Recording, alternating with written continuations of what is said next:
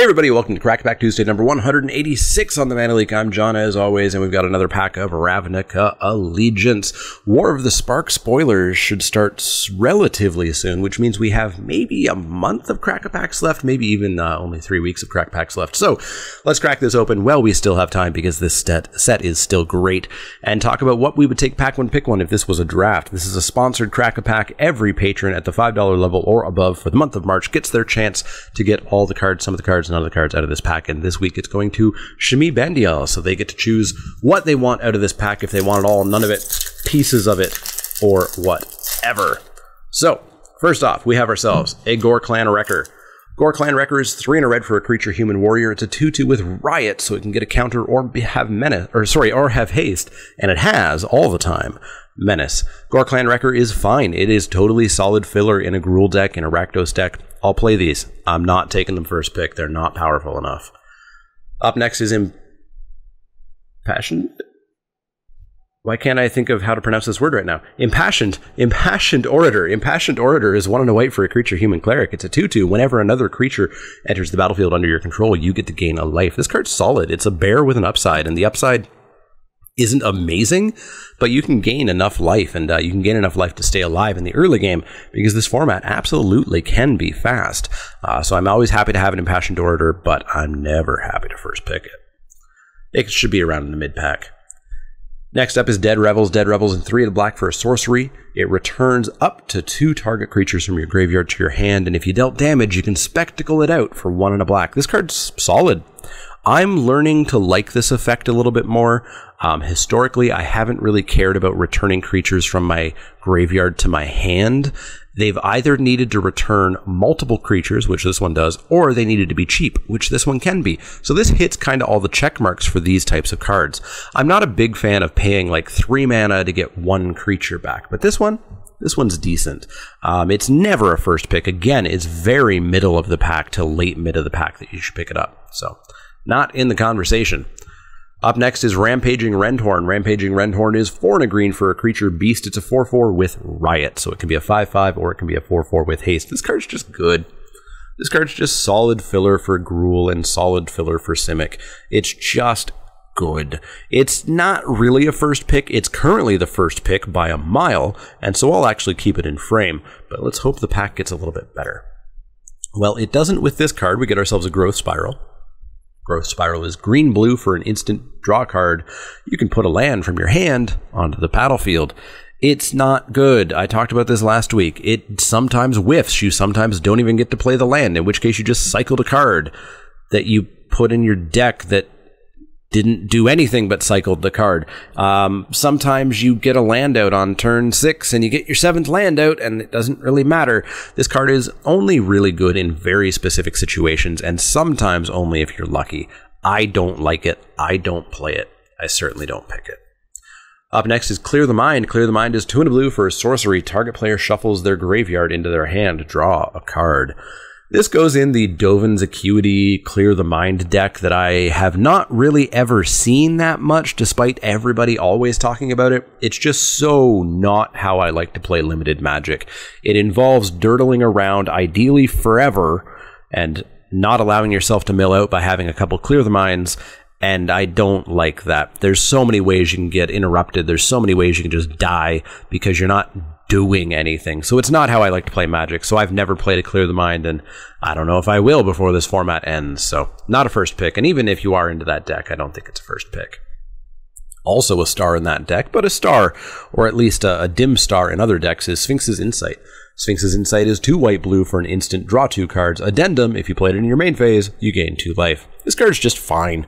Turns out Divination at instant speed for 1 extra mana, also I believe called Inspiration, is still a totally fine card.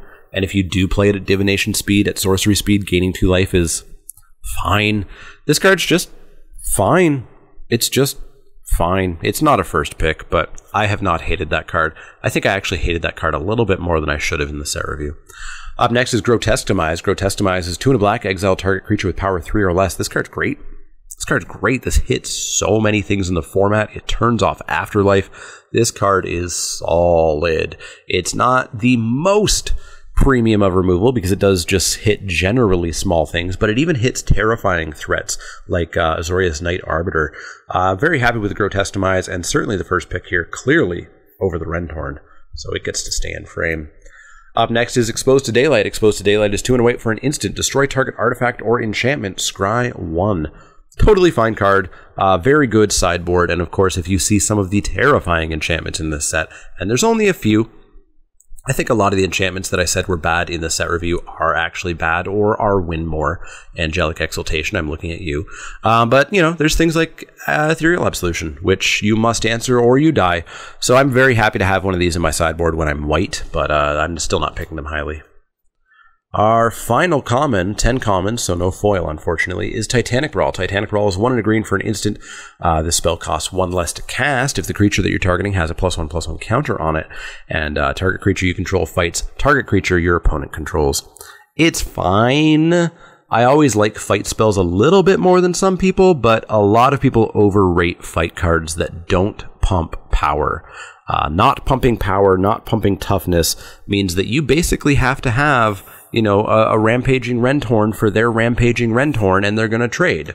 Or you have to have a 5/5 to kill their 4/4, and it's just, it's far harder to make the non-pumping fight spells to really work out. Savage Punch is so much better than Titanic Brawl. So Titanic Brawl is much lower on my list, but I still will pick it. I would never, ever first pick it, though. Our first uncommon is Clamor Shaman. Clamor Shaman is 2 and a red for a creature. Goblin Shaman at uncommon. It's got Riot. When Clamor Shaman attacks, target creature your opponent controls can't block this turn. This card's great. In a really low-cost aggro deck, this can just end the game by turning off your opponent's only blocker or their only relevant blocker. It can get Menacers through by turning off one of their blockers. Super solid card. I really like a Clamor Shaman. I would definitely consider first picking it. I think the Demise wins out, but we can have it in frame for the time being. Up next is Spirit of the Spires. Spirit of the Spires is 3 and a wait for a creature's spirit. It's a 2/4 flyer, and your other flyers get +0/+1. She's pretty darn good. She pumps up flyers. She's great in a Azorius deck. She's very solid in an Orzhov deck. But she's not really a first pick. I think I take both of these other 2 cards over her, unfortunately, but she is very good. Our final uncommon is Fireblade Artist. Fireblade Artist is black-red for a creature human shaman. That's a human? Have I asked this already? Wow, that's a human. Human Shaman. It's a 2/2 with haste.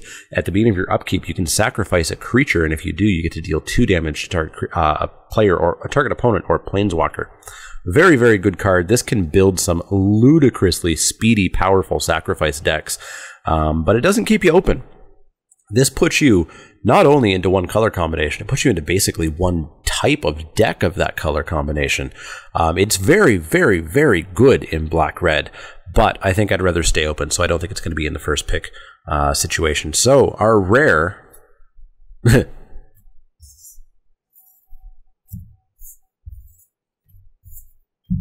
If you have any questions, comments, or...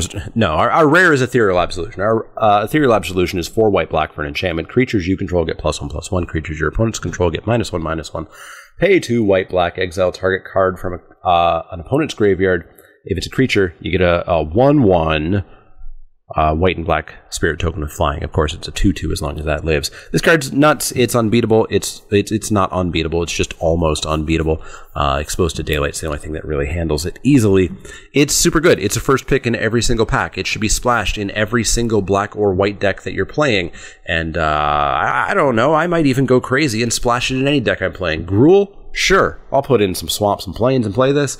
Yeah, this card is nutty. It's the clear first pick in every pack that it's ever in, I think, so there's no real conversation here. So we can take that away, and we can say, what would we pick if we take Clamor Shaman, or if we don't take Ethereal Demise? Do we take the Shaman, or do we take the Demise? And I think I just take the Demise. It's removal against enough of the format, and even some very scary things like that Knight Arbiter, that I do think it is just better than the Clamor Shaman. I also do like the black decks a little bit more than I like the red decks, which is basically saying I like Orzhov more than I like Gruul, I guess. But yeah, I think it's very close here, but I'm going to go with the Grotesque Demise if I didn't take the Ethereal Absolution. Let me know what you've taken in the comments down below. As always, if you have any questions, comments, or suggestions, you can find me on Twitter, at Facebook, and on Twitch at the Mana Leek. You can also find me over on Patreon, where you can help out the channel, or become a backer at the $5 level and get a chance to win the cards from the packs each week. We will be doing Modern Horizon packs, we will be doing War of the Spark packs, etc. So make sure you check that out. If you do have any questions, comments, or suggestions, you should let me know. Otherwise, I'll see you all next time.